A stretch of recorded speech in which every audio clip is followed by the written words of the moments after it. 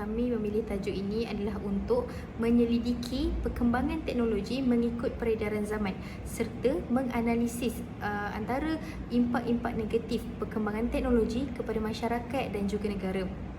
Persoalannya, adakah perkembangan teknologi ini telah mengurangkan nilai etika pada seseorang individu? Seperti yang kita ketahui, perkembangan teknologi ini telah berkembang pesat mengikut peredaran zaman dan ia juga semakin hari semakin canggih. Justeru ia telah menyelesaikan segala masalah yang masyarakat hadapi dan telah memudahkan kehidupan seharian manusia. Akan tetapi, terdapat segelintir masyarakat yang tidak bertanggungjawab dan telah menyalahgunakan penggunaan teknologi ini demi kepentingan mereka sendiri tanpa memikirkan akan keburukannya terhadap orang lain. Dan teknologi ini juga mempunyai kebaikan dan keburukan tersendiri dan dia akan menjadi buruk sekiranya penggunaannya berada di tangan orang yang salah. Oleh itu, adakah nilai etika pada diri seseorang individu itu akan hilang akibat perkembangan teknologi pada hari ini?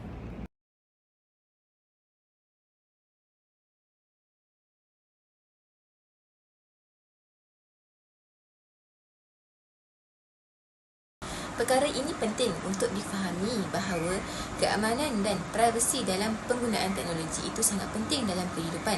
Hal ini jelas dilihat dalam penggunaan seharian di mana berlakunya perubahan teknologi dalam sesebuah norma kehidupan masyarakat ini. Akan tetapi, hal ini tidak bermaknanya ianya membawa nilai kebaikan, bahkan nilai keburukan lagi banyak dalam penggunaannya. Antara kepentingan menjaga data dan privasi ialah memudahkan urusnya keperniagaan, merangsang dan meningkatkan kepercayaan, berintegriti dalam mengendalikan data peribadi serta dapat mengelakkan penyalahgunaan data peribadi dan data peribadi sensitif. Melindungi maklumat data peribadi adalah tanggungjawab sosial kerana big data di Malaysia sedang berkembang pesat. Malah ia merangkumi data-data peribadi dan maklumat penting sesebuah organisasi. Antara kesan-kesan yang akan terjadi jika kita tidak menjaga data privasi adalah akan berlakunya pencurian identiti. Pencurian identiti oleh pihak yang tidak bertanggungjawab akan menyebabkan seseorang individu itu akan merasa fantasi atau emosi. Pencurian identiti ini juga boleh menyebabkan pihak yang tidak bertanggungjawab mengakses akaun pinjaman daripada bank atau sebagainya, seperti contoh skamer. Analisis 2, teknologi memungkinkan penyebaran cepat konten berbahaya atau merugikan yang dapat merosakkan nilai-nilai moral masyarakat. Seterusnya adalah apakah itu nilai moral? Nilai adalah sebagai penentu di dalam diri seseorang individu kerana ia akan mempengaruhi pilihannya serta menentukan tingkah laku di dalam kehidupannya. Maksudnya nilai ini adalah sebagai arah untuk menentukan bahawa tingkah laku seseorang itu dia mempengaruhi pilihannya sendiri, sama ada seseorang itu memilih ke jalan yang menjadi seorang yang positif ataupun negatif. Manakala moral pula adalah tingkah laku manusia yang dapat membezakan sesuatu perkara yang baik maupun yang buruk. Maksudnya dekat sini seseorang itu dia dapat membezakan perkara yang positif dan negatif di dalam kehidupannya. Kemudian, terdapat kesan negatif penyebaran konten berbahaya. Antaranya ialah melayari sumber-sumber atau gambar-gambar yang tidak bermoral yang berhubung rapat dengan orang yang dikenali secara terbuka dan percaya sepenuhnya. Okey, kesan daripada melayari sumber-sumber ataupun gambar-gambar yang tidak bermoral ni seperti cerita-cerita yang berunsurkan seks, dia boleh meningkatkan rangsangan dan keinginan seseorang itu untuk melakukan hubungan seks. Seorang individu itu bukan sahaja mendapat dosa yang besar, malah ia akan menjejaskan masa depannya, contoh seperti seorang remaja. Malah ia juga akan memberi kesan kepada negara akibat pembuangan bayi di luar nikah yang semakin bertambah. Yang kedua pula, terlibat atau melibatkan diri dengan penipuan-penipuan berbentuk kewangan secara terlindung. Maksudnya penipuan dalam bentuk kewangan ini dia telah merebak secara meluas dan semakin bertambah mangsa penipuan.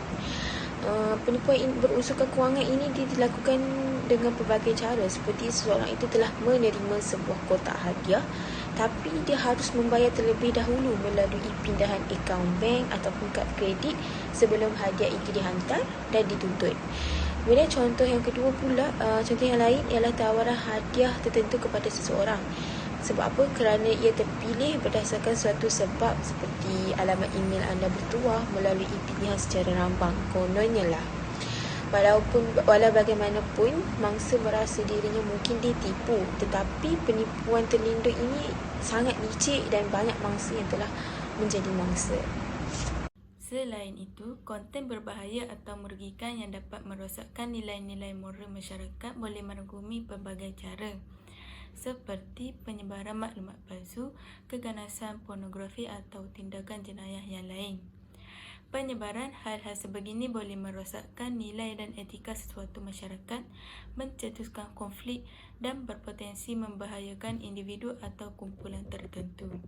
Oleh itu, perkara ini perlulah diambil serius dari pelbagai aspek kerana penggunaan teknologi itu sebenarnya bergantung pada diri kita sendiri melalui cara kita menggunakan dan menguruskannya yang akan menjadi tujuan atau jalan yang akan menentukan dari segi positif atau sebaliknya.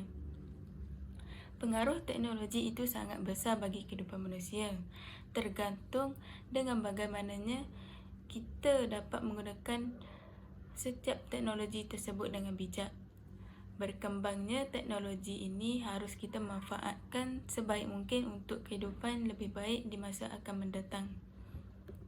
Hal ini dapat dirumuskan bahawa perlunya kesedaran dan celik digital untuk mengenal pasti, mengelak dan bertindak balas terhadap konten berbahaya secara efektif. Pendidikan tentang etika dalam talian juga penting untuk membentuk tingkah laku dan yang bertanggungjawab dalam menggunakan teknologi. Hal ini kerana dunia pada hari ini amatlah berbahaya kerana semua perkara boleh dilakukan di hujung jari. Akhir sekali, apa yang saya dapat simpulkan ialah penggunaan internet ini telah memberi kebaikan dan keburukan kepada masyarakat dan juga negara. Dan ia sebenarnya bergantung bagaimana seseorang individu itu menggunakan kemudahan yang ada. Setiap lapisan masyarakat juga perlu mengurangkan had penggunaan teknologi kepada perkara yang penting sahaja agar kita tidak terjebak dalam penyalahgunaan teknologi. Sekiranya kita menggunakan teknologi kepada ke arah yang buruk ataupun yang sia-sia, apakah yang akan berlaku kepada anak bangsa pada masa akan datang? Saidina Ali pernah berkata, sekiranya kita ingin melihat masa hadapan sesebuah negara, maka lihatlah pemuda-pemudinya pada hari ini. Oleh itu, mereka yang mempunyai nilai etika yang tinggi akan dapat menggunakan penggunaan teknologi ini ke arah yang baik, dan mereka sedar perkara itu akan mendatangkan impak yang besar kepada negara pada masa akan datang. Sekian sahaja daripada saya. Terima kasih.